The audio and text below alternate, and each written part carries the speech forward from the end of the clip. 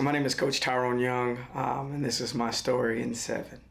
So, just thinking about my journey, my walk with Christ, and where it started. Growing up, to be honest with you, going to church wasn't something that was, we didn't really do it. We went to church on Christmas and Easter. That was about it. I mean, other than that, Sundays was like for church or not for church, but for football. Or for house projects. My dad always did projects on the weekend. So growing up, it really wasn't something that was overly pressed in my house. Like now, when you go see my grandma Vivian, that was something that you was going to do. You're going to be in church every day of the week, it felt like. But we only went and visit her every so often. But in my house, it wasn't something that my dad pressed upon me as far as my faith or his faith or anything like that. And so that's just kind of how I grew up. And, you know, I went throughout high school and didn't go to I didn't even know if FCA was a thing when I was in high school. So didn't know nothing about FCA or anything to that nature. Just kind of like clung to sports. I kind of learned the Lord's Prayer through mumbling it with my teammates. And I was just mumbling and trying to figure out what they were saying. They all knew it. I had no idea what it was. And then, you know, I got kind of good at football, and I was good at wrestling and baseball. Those are my things. And I thought I was going to go to college to play baseball. But nonetheless, you know, I loved football. I've loved football my whole life. So it kind of led me down a few different avenues in the recruiting process. And, you know, to think about my choices of where I had the opportunity to go to school, that was the nice thing about Kentucky is you didn't realize until you start looking at colleges, there's so many Christian colleges in the state. You know, look at Campbellsville, and you look at all kind of different, you know, every school has their own church affiliation a little bit. And so my process led me to go into Kentucky Christian University on a visit. And mind you, I just told you, like, church wasn't a big thing for us. So I went out to Kentucky Christian on a visit, and I went out there, and it was just, it was something new. I probably didn't go to the school for the Christian aspect. It was more of the football aspect. It was a newer program. It gave me the opportunity to try something new, be away from home a little bit, but not be too far away from home.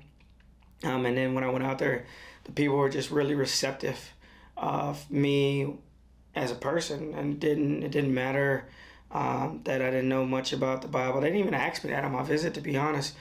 So that was pretty cool. And then when we were driving back home to Hardin County, and mind you, Kentucky Christian's in Grayson, Kentucky. I thought it was in Grayson County, Kentucky, which is closer to Fort Knox. But if you know anything about Grayson, Kentucky, it's in Carter County, which is 4 hours away from Fort Knox. So went out there, told my dad on the way home that's where I wanted to go to school. I went to Kentucky Christian University. I signed with them, and I got out there. And as a freshman, they took us in Welcome Weekend. They took us to different churches, and I had the pleasure of going to Oak Grove Church of Christ. And Mama Bondurette, that's where I first met her at. And I went out there, man, they fed us so good. I was like, man, they feed us like this at church all the time? So they was like, yeah, we eat like this every Sunday. I was like, well, I'm coming here every Sunday because this home-cooked meal stuff is where I'm at. And so I continued to go to Oak Grove, and I was there more or less for the food and the people, not so much of the message. But nonetheless, it was just some really people, and tugged at me a couple of different ways. So I was out there, and I didn't really, I didn't get baptized or anything like that until like my redshirt sophomore year, so my junior year. I was actually, you know, getting to know my wife at the time, and she had a little bit to do with it, but not too much.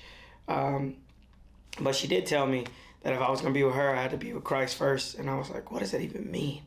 But I was kind of growing up, and I figured out what it mean, but it was on Halloween, actually. Go figure. We just went to Christ Temple, which was in Huntington, West Virginia, and they had this scenario played out for you. You go into the church, and you're in a car crash, and you die in a car crash, and then you're waiting at the gates of heaven.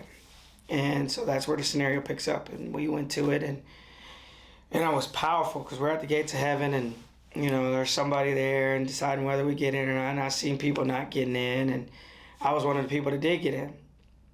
And we were in there, and then we went through a couple different scenarios, and they clothed you in white, and everything else. And so we were like standing in this line, and then Jesus was coming through, and he was coming through, and he was talking to you, and he was telling you how proud he was and good job, my son, and everything else. And he walked right past me. He didn't say nothing to me. And I was hurt. I was hurt because I didn't think, I was like, man, I hadn't been living life right. That shook me to my core, and I just watched him continue on, walk past me. He didn't say nothing to me. He said something to pretty much everybody else. Then he went up about 2 rows. Then he walked right through everybody else and came right back to me. And then he told me he didn't forget about me. And boy, I started crying. I was boo-hooing. I was just like, I don't want to be forgotten. I don't want to be one of the ones that, doesn't make it.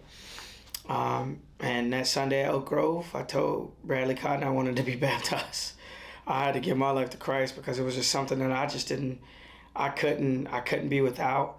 And so at the end of the day, I got baptized that Sunday, and I was really on fire. I got involved to youth ministry, and I started an FCA program at Kentucky Christian. Even though they thought we didn't need one, because why does a Christian school need a fellowship of Christian athletes? And I was like, that's the craziest thing I've ever heard.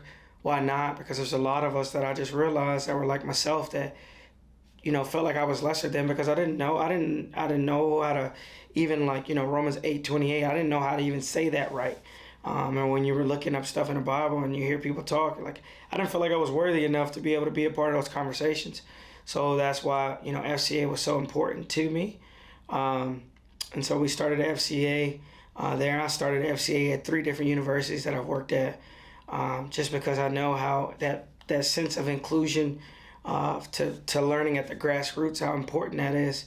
And so, that's kind of, my story a little bit as far as just the background of it. And then, where Christ has put me now, being at Kentucky Wesleyan, I've had opportunities to go other places, but, there's just something about being here and having the guys and the belief in the growth, and just seeing our campus continue to grow with understanding that it's okay to not just be at a school with the Christian label on it and still be on fire for Christ.